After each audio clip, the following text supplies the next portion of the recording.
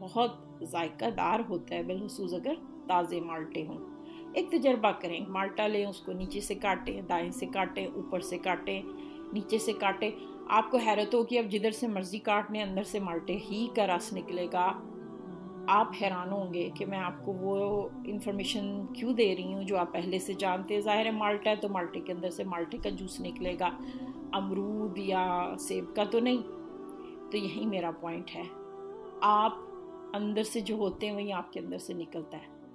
आप क्या हैं? आपको अगर किसी जुमले या रवैये ने काटा तो अंदर से क्या निकला? क्या बातों का स्ट्रेस लेते हैं, अपने ऊपर सवार करते हैं, गुस्से या नफरत का इजहार करने लगते हैं? क्योंकि जो आप अंदर से हैं वही आपके अंदर से निकलता है। आपने समझा कि आप पढ़ाई कर रहे हैं, आपने कुछ कोर्सेज किए होंगे, शायद कोई डिग्री, कोई आलमा कोर्स, और आपने सोचा शायद आपके अंदर वही है, लेकिन नहीं।